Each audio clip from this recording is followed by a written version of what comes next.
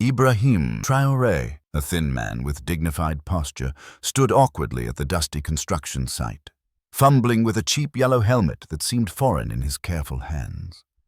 The morning sun cast long shadows across Ouagadougou's outskirts as workers bustled around him, paying little attention to the newcomer. "You there, new fellow?" The site foreman's voice boomed across the yard. "Don't just stand there gawking. Grab that shovel and start mixing cement." How extraordinary. The president of Burkina Faso, a man who regularly shook hands with world leaders, was now being ordered to mix cement. Yet no one recognized him without his usual tailored suits and security detail. That was precisely the point. Just 1 week earlier, Traoré sat in his presidential office, a space of polished floors and air conditioning, worlds away from this construction site's dust and heat. A report lay open on his mahogany desk, detailing a partial roof collapse at a newly built public housing complex. A child had been injured. Not critically, thank goodness, but the incident raised alarming questions. How could a building less than 3 months old already be failing? He asked his chief advisor, who shifted uncomfortably. "It's an isolated incident, Mr. President. The official inspection reports show all buildings meet safety standards." Yet the stack of citizen complaints told a different story. Walls cracking, roofs leaking, tiles popping loose like ill-fitted puzzle pieces. Something wasn't right. That afternoon, Traoré had made an unscheduled detour through the housing development. He watched a mother anxiously positioning plastic buckets to catch water dripping through her ceiling. Their eyes met briefly as he passed, hers filled with resignation, his with growing concern. "The reports say one thing, but the people's lives tell another," he whispered to himself. "I must see the truth with my own eyes." And so, with the help of an old schoolmate now working in construction, Ibrahim Traoré vanished from the presidential palace and reappeared as just another laborer at the largest public housing project in the country. Now, as he plunged his shovel into the mound of sand, his soft hands immediately formed blisters. His back, accustomed to ergonomic office chairs, protested against the unfamiliar strain, but he continued, watching everything, listening to everyone. By midday, the relentless African sun beat down mercilessly. Workers gathered in patches of shade, unwrapping modest meals from cloth bundles. Traoré joined them, his lungs still burning from the morning's labor. "First day, eh?" An older worker with deep-set wrinkles nodded toward Traoré's reddened palms. "You'll toughen up soon enough." Traoré managed to smile. "It's harder than it looks." The men laughed, sharing their water and stories. Gradually, their voices lowered, conversations shifting to concerns about the work itself. "Barely enough cement in this mix," one murmured. "Like building with sand and prayers." Another nodded grimly. "The steel rebar's too thin. Not enough supports in the ceiling framework, but who dares complain?" "I've heard talk," a third worker whispered, "that the money's already been divided, from government officials down to site managers. Nobody wants questions." Traoré listened intently, his heart sinking with each revelation. These weren't just buildings being constructed poorly. They were potential death traps for the country's most vulnerable citizens. As the break ended, an elderly mason sidled up beside him. The man studied Traoré's hands with knowing eyes.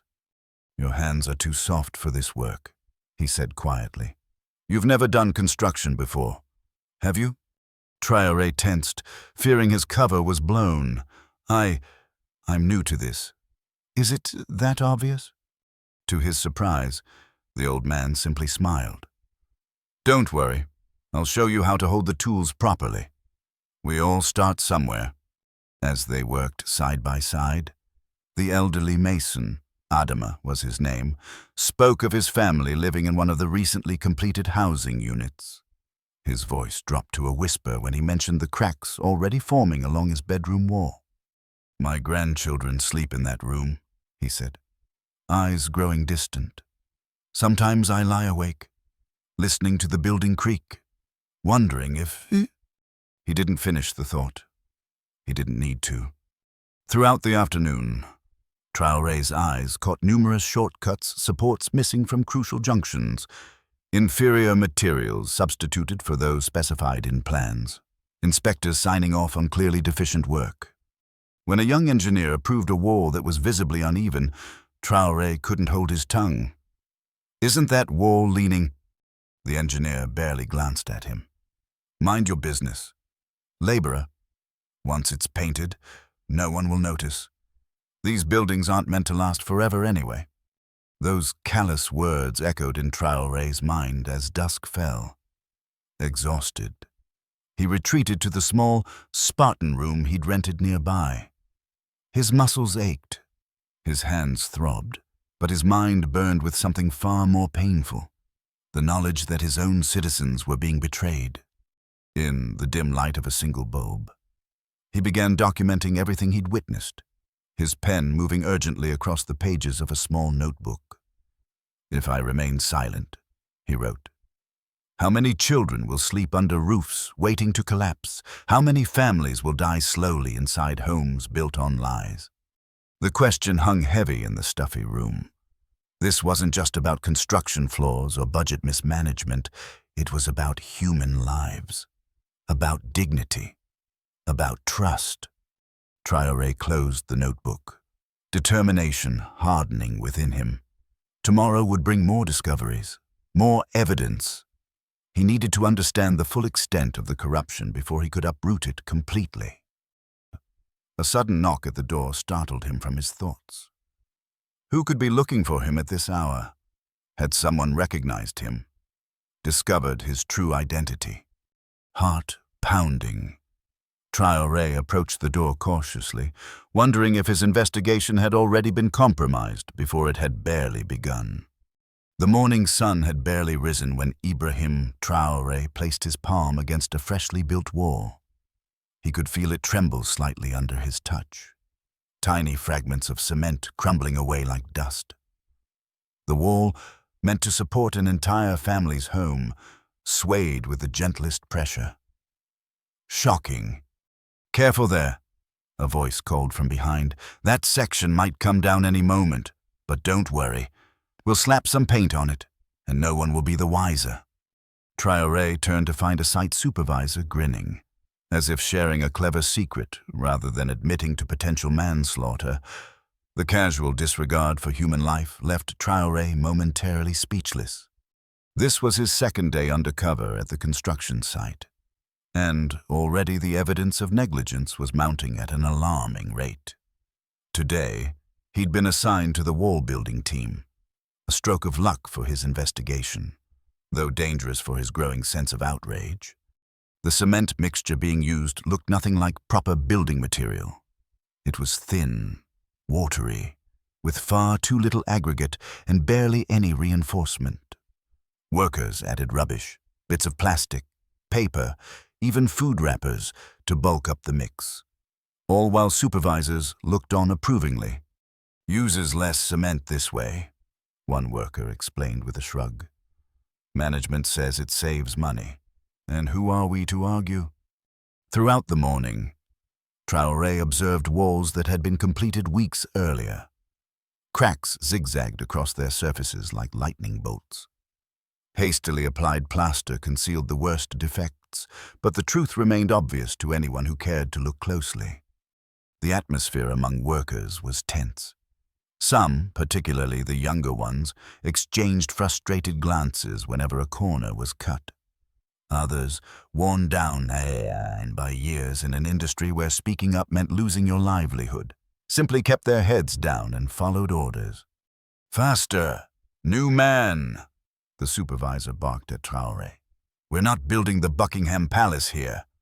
Traoré deliberately slowed his pace, using the reprimand as an opportunity to carefully examine the construction plans tacked to a nearby board.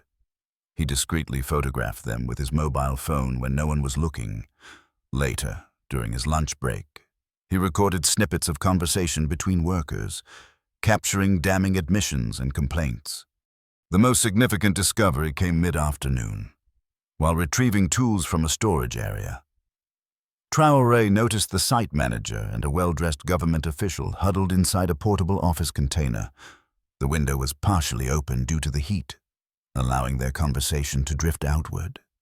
"The minister wants this project completed by month's end," the official was saying.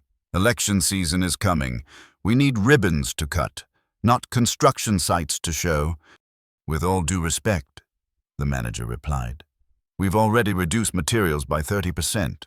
Any faster or cheaper, and these buildings might not stand through their first rainstorm." The official laughed coldly. "Then pray for sunshine. The funds have already been redistributed. Make do with what you have." Traoré inched closer, phone recording in his pocket, heart pounding against his ribs. This was exactly what he needed: direct evidence linking government officials to the dangerous cost-cutting. Suddenly, a hand gripped his arm, pulling him away from the container. Traoré spun around, expecting to be confronted by security, his cover blown. Instead, he faced a young man in a white hard hat, one of the site engineers. "What are you doing?" the engineer hissed. "Are you trying to get sacked?" Before Traoré could respond, the engineer dragged him behind a stack of cement bags, out of sight from the container. "Listen," the young man whispered urgently. "Whatever you think you're doing, stop. It's not worth it. Nobody cares about these complaints." Traoré studied the man's face, barely 30, with the earnest expression of someone still believing in professional integrity. "And you, do you care?" The unexpected question seemed to catch the engineer off guard. His shoulders slumped slightly. "Of course I care. I've documented every violation and sent reports up the chain. I even wrote directly to the president's office." He laughed bitterly. "Fat lot of good it did." No response. "Meanwhile, I've been threatened with dismissal if I don't sign off on structures I know are dangerous." Traoré felt a cold wave of shame wash over him. Letters to his office. Unheeded. How many warnings had been buried by his own administration before reaching him? "Show me," Traoré said quietly. "Show me everything." Perhaps sensing an ally, the engineer, Musa was his name, led Traoré to his small office during the afternoon break. There, he revealed 2 sets of building plans, the original designs with proper specifications, and the modified versions with alarming reductions in materials and safety features. Load-bearing walls reduced by half, foundation depth cut by 1/3, roof supports spaced twice as far apart as safety standards require, Musa explained, pointing to each change. "And here's the approval signatures." Traoré's blood ran cold as he recognized several names, including his infrastructure minister, a man he'd appointed, a man he'd trusted. Even worse, his own cousin's signature appeared on multiple documents. "Has anyone died yet?" Traoré asked, his voice barely audible. "Not yet," Musa answered grimly. "But it's only a matter of time. 300 families will live in these death traps when the rainy season comes." He didn't need to finish. They both knew what water would do to these fragile structures. As evening approached, Traoré and Musa parted ways, with Traoré promising to take the evidence to someone who can help. Walking back to his rented room, his mind raced with the magnitude of what he'd discovered.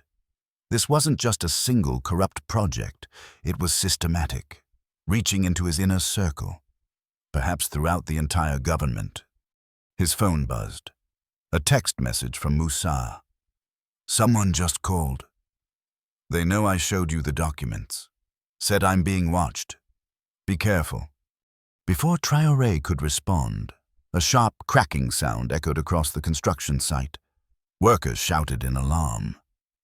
A section of roofing on the nearly completed building had just given way. The time for investigation was over. The time for action had come. The morning light illuminated the incomplete roof structure, exposing missing support beams and haphazard connections. A site engineer stood below, clipboard in hand, casually signing off on a safety certification form. Ibrahim Traoré watched from nearby, his jaw tightening with each stroke of the pen. "Are you absolutely certain you want to sign that document?" Traoré's voice was calm, but carried across the space with startling clarity. "If this building collapses, that paper becomes evidence of your crime." The engineer looked up, annoyed at the interruption from a mere laborer. "Mind your business, mate. This is standard procedure." "Standard procedure to certify a death trap?" Traoré stepped closer, abandoning his previously cautious approach. "Tell me, when children are crushed under this roof, will you still call it standard?" Workers nearby stopped their tasks, attention drawn to the confrontation. The atmosphere grew tense as the engineer's face darkened with anger. "Who do you think you are? Just some nobody in a hard hat. This is housing for the poor, not Buckingham Palace. No one's going to check the details." Those callous words hung in the air. The workers, watching, many who would live in these very buildings with their families, shifted uncomfortably. Some lowered their eyes, while others stared with quiet fury. "Everyone deserves a safe home," Traoré said, addressing not just the engineer, but all those listening. "Regardless of wealth or status, a life is a life." The engineer scoffed. "Very poetic. Now get back to work before I have you sacked." Traoré slowly removed his hard hat. He straightened his posture, and something in his bearing changed, a quiet dignity that seemed oddly familiar to those watching. "I'm afraid I won't be returning to mixing cement," he said evenly. "I've seen enough these past 3 days." "Who exactly do you think you are?" the engineer demanded again. "I am Ibrahim Traoré, President of Burkina Faso, and you, sir, are relieved of your duties." The silence that followed was absolute. Workers froze in disbelief. The engineer's clipboard clattered to the ground. Someone whispered, "It really is him." And then chaos erupted, a mixture of shock, confusion, and for many, hope. Within 20 minutes, government vehicles arrived. Security personnel, looking both relieved and embarrassed to find their president in work clothes, quickly established a perimeter. Officials poured onto the site, among them the infrastructure minister, Traoré's appointee and trusted friend. "Ibrahim," the minister greeted with forced casualness, "what is the meaning of this unorthodox inspection?" Traoré's expression remained impassive. "Perhaps you can explain why housing meant to protect our citizens is being constructed with half the required materials, while documentation claims everything meets standards." The minister paled. "There must be some misunderstanding. I personally oversee. Your signature is on every fraudulent approval." Traoré interrupted, his voice low but cutting. "I trusted you. Seydou, the people trusted you." The gathering crowd watched as the minister stammered excuses. Traoré silenced him with a raised hand. "I believed in you," he said quietly, "but you've betrayed the trust of an entire nation." 2 hours later, the presidential palace hosted an emergency press conference. Journalists scrambled for seats as Traoré, now in formal attire, took his place at the podium. Behind him stood Moussa, the young engineer who'd risked his career to expose the truth. Alongside several construction workers, including elderly Adama.